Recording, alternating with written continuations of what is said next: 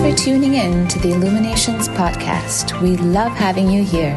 It is our mission to be a beacon of light on your journey towards conscious and mindful living. In our weekly episode, we bring you inspiring change makers in the field of spirituality, healing, personal growth, and wellness who share their insight and expertise so you can navigate your way to a happier, healthier, and more purposeful life. Hello, and welcome to another episode of Illuminations Podcast. I'm your host, Nia, back with you with another episode, with another topic, and this time, 2 special guests. So the topic of today is all about understanding life beyond death through psychic and mediumship. So let me introduce the guest for today. Mike Mayes is a deep energy trance healer and Reiki healer, and Sandi Mike is a clairvoyant medium, Reiki master, life coach, and tutor. So they both not only are great healers and teachers, and they're also helping other people to walk this path and learn more about it as well. So on this episode, we're going to learn a little bit more about what exactly is mediumship or spiritual connection, and what is it all about? Right, well, shall I start? Yes. Yeah? Okay, well, it's all about energy. Life is all about energy. We are energy. The world is energy. And it is about connecting people through energy in order to understand them and to empathize with them. And in my case, when I do my psychic mediumship, it is about finding out about people, what makes them tick, what their problems are, why they have problems, and looking at different areas of their life to facilitate a smooth pathway for them. So when we talk about psychics or mediums or clairvoyance, we're always thinking about, okay, people who can see the dead, people who can talk to the dead. Is that true? And can you guys actually speak to the dead? Yes. Well, I think I need to correct this, actually. There is no such thing as death beyond that of the physical body. So interesting. And why do you say that? Is all that dies. Because our energy field, that energy which is all around us, emanating from us, that is our spirit. And our bodies are the vehicle that carries our spirit through this life journey of ours at this moment. So you're saying our bodies die, but we don't die. And that is exactly it. Correct. So where do we go? And what happens? And how is it that you can get in touch with that spirit after the physical body dies? I'm going to take this one as well because it's more my subject. Okay. This is what I do all the time. So we don't get in touch with them. They get in touch with us. Really? So when the physical body dies, the chakras release the energy fields. So it's no longer attached to the physical form. It assumes a higher vibration and joins the spirit world, which is all around us all the time. Okay. So when you say they get in touch with us, The spirit people. Can you tell us a little bit about the spirit people and why do they want to get in touch with us? What is the purpose? One day we will all be spirit people because one day all these bodies of ours will die. So all our energies will be released back into the spirit world. And that is where we came from. And we will go home to there. Okay. And when we are there, why? Because the way we relate to our family members and friends and so on is with our 5 senses, right? And our memory as well. So once we die and once we're in spirit form, does that memory still exist without the brain? Yes, it does. Let's put it this way. It always exists because everything in our energy field contains everything about our past, our present, our future potential, our life purpose. So when we go back, it's all there. It goes back the same. It's like a big computer storage, if you like. It's always on there. And part of our spirit, I think it's about 20%, is always in the spirit world. So that gets joined. You know, people say, I've come to see my higher self. It's a bit like that. So again, all these memories are linked to that 20%. So we're always there. Make sense? Interesting. Okay, so how does mediumship work? So how do you connect with them, or how do they get in touch with us, and how do you know that they're getting in touch with us? So again, Mike does it a bit differently. Publicly. To me, in his healing, it's a little bit different. But if I was reading for you, I would first of all be blending my energy field with yours to read you psychically. Okay. So to find out about you, who you are, what makes you tick, what affects you. And all of you is contained in your energy field. Everything about you, everybody you're associated with a lot, it's all there. So when your physical body dies and your energy is released, it is the same person. We on this planet all think, we look in the mirror, oh, that's me. No, it's not. That's the vehicle that carries you around. That's the model you chose. It's like a car. And it will die at the end of your life. When your energy is in the spirit world, it has the same characteristics, memories, emotions, experiences that you collected on this lifetime. So when I sit like this, I'm talking to you, and say I finished the psychic reading, then I will have had spirit around me all the time, my own people helping me, but I will sense that others have joined them, and they will be your people. Interesting. And there will come a point when I will feel like a pushing in my energy as a spirit energy comes into mine. It's like I can feel it come in. For me, it's cold. For some people, it's hot. For some people, it's tingly. Mike gets fluttering around his face, but we know when they've arrived. Right. And you keep referring to them as them. So why them? Why not just one person? And how do you know who is getting in touch with you? Okay. So it will be them because I have a backstage crew, my team in the spirit world, my doorkeeper, various other people who help me. Whoa, okay, so let's break that down. So backstage crew, doorkeeper, what does this mean? So it's like a stage, it's like a set, if you like. So basically you have a medium in the middle that sits on the line between the spirit world and the earth. So so there's a connection. The physical world. But it's an imaginary line. It's an energy. It's an energy. So you can feel, we know when a spirit person's coming in. Okay. You have the spirit person coming in to the medium, in the medium's energy, because that spirit person is going to want to give information to the client or sitter. You have a spirit person's guide. So there'll be a guide of a spirit come through, designed for that, to help the spirit person, because the spirit person might not have been through before, and it might be a little bit challenging, a bit difficult. So that guide is going to guide them away. So every spirit would have a spirit guide. Somebody guide. To help them, yeah.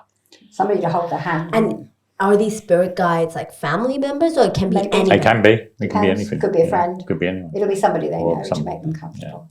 Yeah. And why exactly do a spirit person need a spirit guide? Because imagine if you went to the spirit world, you just arrived there, it's all nice, you've been met by your family, friends, whatever, and then somebody comes to you and says, I could take you to a meeting place where you can communicate with your family back on the Earth planet to let them know you're all right. Maybe you want to say something to them. Maybe there's things you didn't say before you left. Maybe there's things you didn't do. Maybe they're arguing about something. But you can come with me and communicate through this medium. So obviously, if they've just arrived, they don't know the way. It's a bit like when we arrived at Illuminations the other day. We didn't know where we were. So somebody had to give us a tour, a show round. So that's what happens there. But the process of actually coming through a medium is not easy for them the first time. So they have to learn how to do it. Okay, so you have a spirit guide who helps a spirit person. So just to be clear, spirit person is someone who has just passed away. It could be just, or it could have been a long time ago. Long time. It could be any time, because time is irrelevant there. Okay. No such thing as time there. So what might seem like 100 years to you could be 2 minutes, or vice versa. It doesn't matter. Right. Energy has no time, space, or barriers. So the spirit guide helps the spirit person connect with the medium. Yes, they would. It's like, and I have a doorkeeper when I work. And what exactly that's my stage manager. This is what was before. So the main person of this stage is the doorkeeper. I call him the bouncer. Okay. Because he's like someone who lets somebody in when he wants to, and he sorts out all the backstage.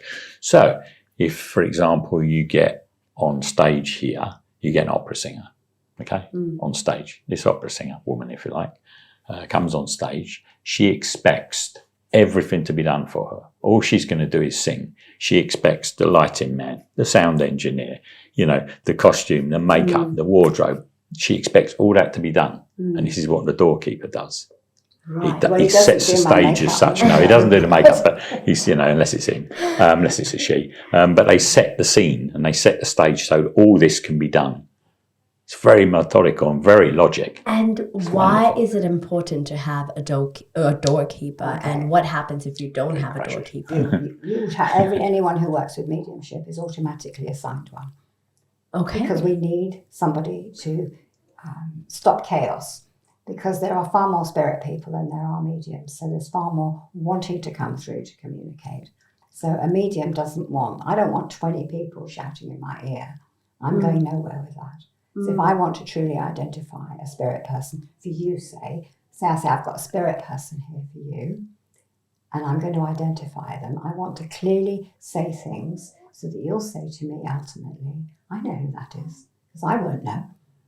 Because it's nothing to me, it's just an energy that's come in. But they give me information about themselves to describe themselves. I would give that to you, and I would keep giving you that until you say, I know who it is. And this doorkeeper that's assigned to you, how are they assigned, and do you get to change your doorkeeper? Yes. Yeah. They're assigned automatically. As soon as you start dealing with this kind of thing, you're given one. It's a bit but like ultimately they will change. If you become like me doing this all the time, then somebody of mine actually stepped forward to be mine. So I now know who it is. In the beginning I didn't. It didn't matter. I just knew there was somebody there sorting it out for me. And how does it feel, or how does it look like that when you get information or when you get messages? You mentioned sometimes you feel cold or tingling, but how do you know that these are messages or these are just things? No. That's just the presence of spirit. Okay. That's how we know spirit people are around. So how do you know what are messages? How can you receive messages? All right. So the first thing is not messages, it's evidence. Evidence Of the identity. And once the spirit person is identified and you, for example, say, I know who that is, then I will let the spirit person give their message, not before. And so you're looking for how I receive or how Mike receives information. Because like you said, it could be anybody, right? Exactly. So I'm not interested unless they tell me who they are. I'm not going to work with them unless they actually give me the stuff that lets somebody like you, a client, truly know who it is. Right. So let's say you're with a client and a spirit person comes in who has nothing, who's giving you information, and the client's not receiving it well, or she can't. It will always be somebody for the client. My doorkeeper won't let anybody else through. It's a waste of time. So if you've paid me for an hour, you don't want me to spend 10 minutes trying to identify somebody that doesn't belong to you. It doesn't belong. So my doorkeeper will only let people of yours through. Right. So are you mediumship, or if you're a medium, is it inborn, or is it a gift that you have, or can anybody be a medium? It's anybody. Everybody is a medium in the world, and everybody is a healer. All it needs is fine tuning. So like anything needs fine tuning. And it's using the senses properly. So there's 2 sets of senses. How many senses have we got? 5? No. Well, you've got 6 actually. You've got your instincts, your 6 senses. But you've actually got 12. 12? Well, because you've got 6 of the physical senses, and then you've got 6 clair senses. Clair meaning clear. So hence the word clairvoyance, clear seeing. And that's where the bridge comes, because they're a higher vibration than your normal senses, if you like. So your physical senses, they're a lot higher vibration. So that's where the connection can come in, because spirit vibrate higher. Yeah, there's a incompatibility between my energy and a spirit person's. Because I've got a physical body, my vibration's much lower. They've lost the physical body, they're just pure energy, it's much higher and finer. Put the 2 together, it doesn't mix well. Right. Unless they use my higher vibrational senses, in which case it does. Right. So what are the high vibrational senses? So you have the clairvoyance, which you can see. Clairaudience. Clairaudience, which you can hear. Clairsentience. Clairsentient, that you can feel. Clairolfactience. Clairolfactian. Olfactience, okay. Which is the smell. All right. And then, clairgustience, which is the taste. And claircognizance, but clair-knowing we call it, because we don't like spelling claircognizance. Clair-knowing, which is like your gut instinct. You just know what to say.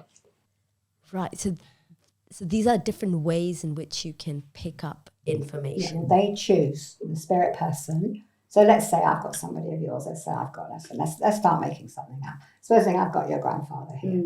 So he would have been told by his guide, who would have been told by my doorkeeper, that everybody's got all the senses, but my favourites are clairsentience and clair-knowing. So your grandfather would have been told, well, you're going to work with Sandi. She's got all the senses, but she prefers these two. Now, if he's amenable and nice, he'll use the ones I like. If he's a bit stroppy, he won't. Or maybe he's prepared a description of himself that uses pictures all the time. So he's a bit stuck. So he's just he'll just use my clairvoyance. They choose which one they want to use. So how is this helping people? Or how can mediumship help heal people? So are we talking in mediumship the spirit, the mediumistic side, or are we talking the psychic side here? What's the difference? Right, the difference is if I'm reading you energetically, that's psychic. Or if I'm reading an animal psychically, energetically, that's psychic. That's a clear definition. When a spirit person comes in, then that's mediumistic.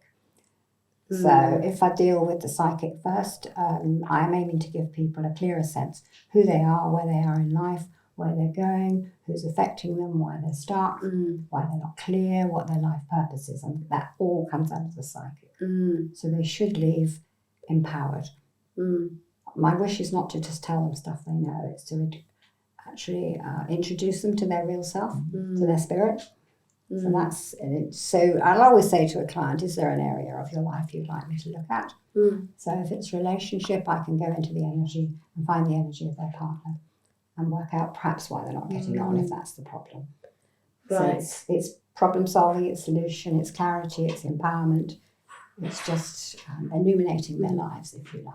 And how does mediumship come into this? Okay, so I had a lady yesterday actually who sat in front of me and burst into tears straight away because she had lost somebody. She didn't tell me who it was, but she's just in bits. And I said, why have you come to me today? What do you need? And she said, I need connection with somebody I've just lost. So I said, all right, well, the first thing I have to tell you is we can't choose.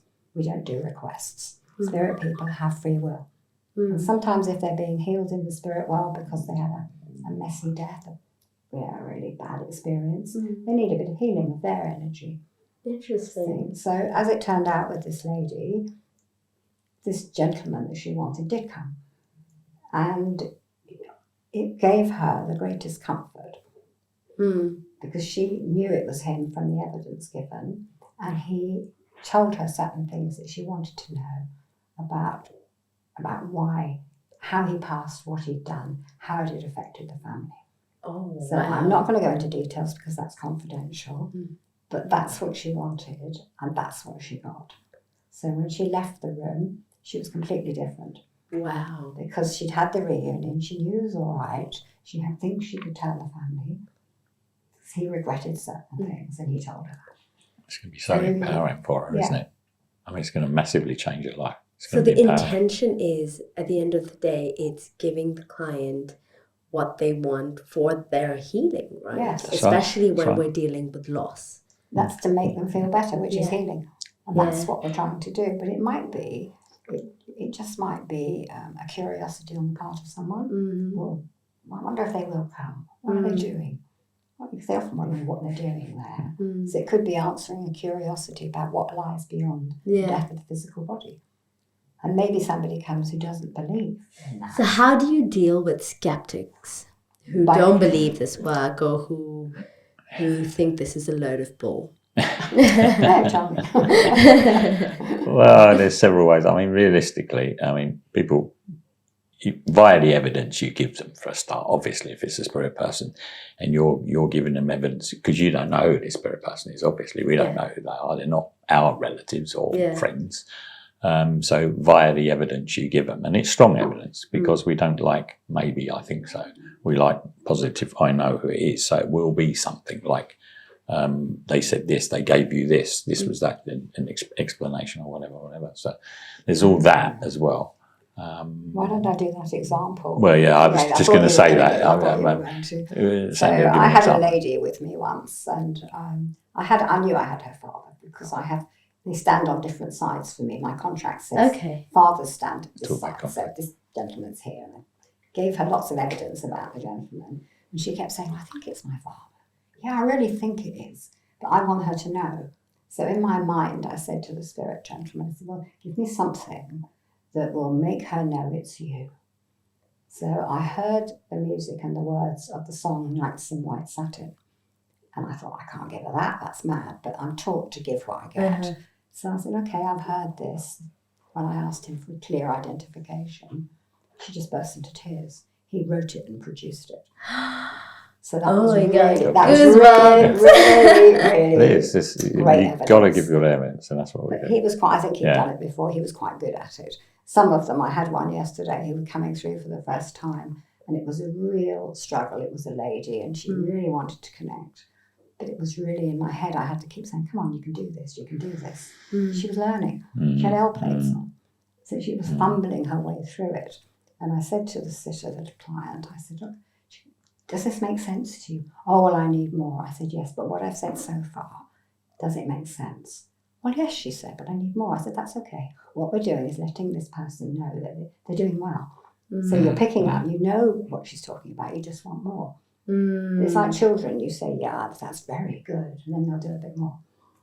Oh, that's great. And one of the nicest things as well that we both had is, doesn't happen very often, but sometimes when you're bringing a spirit person through, say like for yourself or whatever, if we know you can take it and we sense that, we would say, would you like your grandfather? Say, and you say, well, can I? Say, yeah.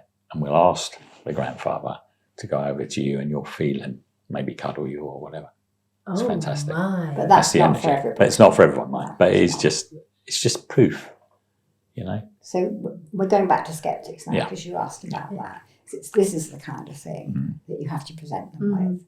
So in other words, you can talk to them forever, but you won't convince them really if that's how they are. You have to do the business. You have to read them. In fact, I had a lady yesterday who was more or less saying, well, just show me. I want to experience what you do. And so you have to give them the experience of the psychic reading. You have to tell them something about themselves. They know it, but they're well, how did you know that? Well, I read your energy. And so you do a bit of that and then they get it. So then you bring the spirit person through and the evidence comes and they say, yeah, I know who that is. Well, how are they going to be skeptic then?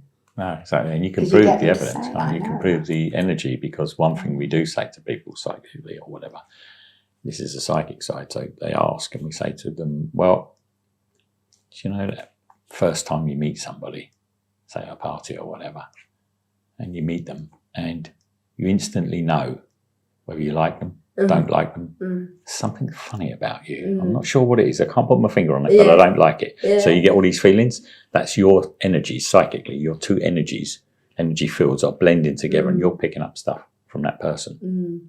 That's your subconscious psychic reading. So you're doing it all the time.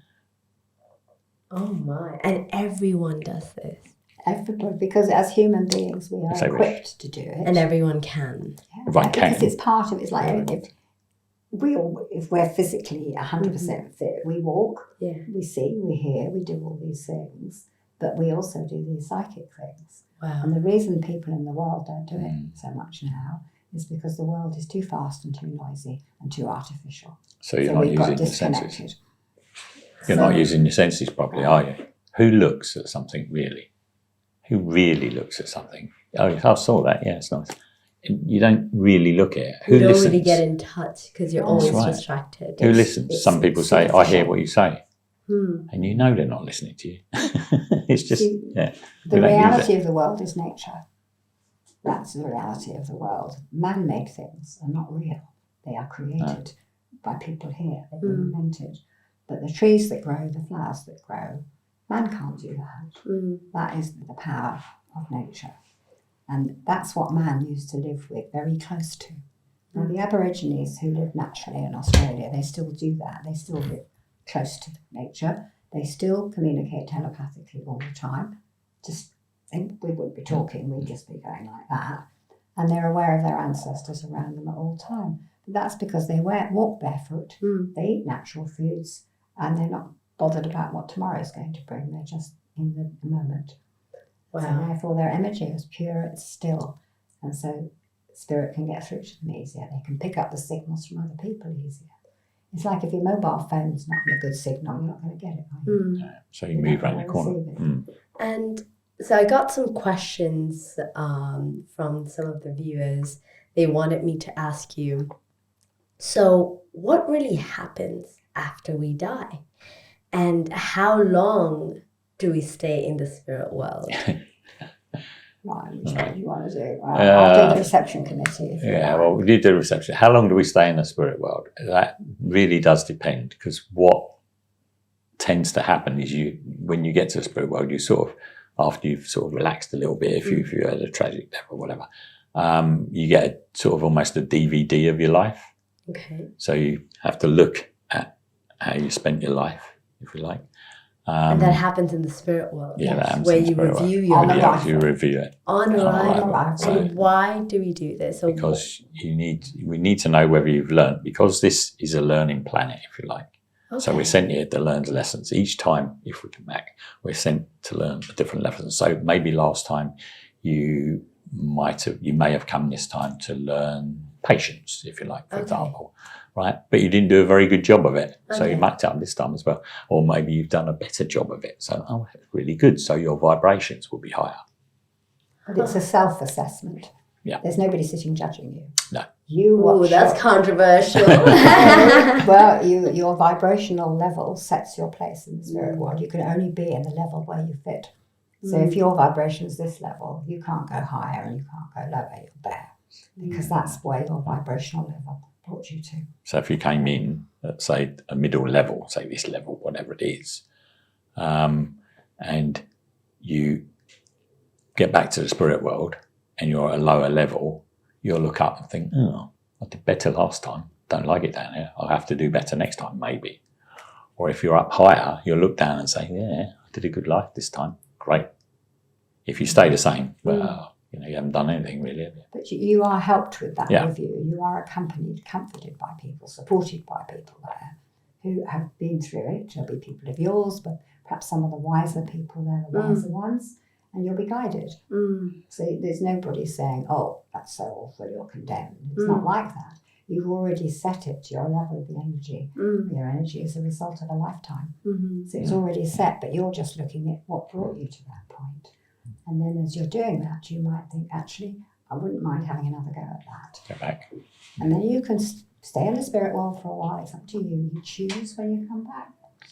And some people choose never to come back for reincarnation. They might just stay in the spirit world. If they are what we call higher spirits, more evolved, they can go anywhere they want in the universe.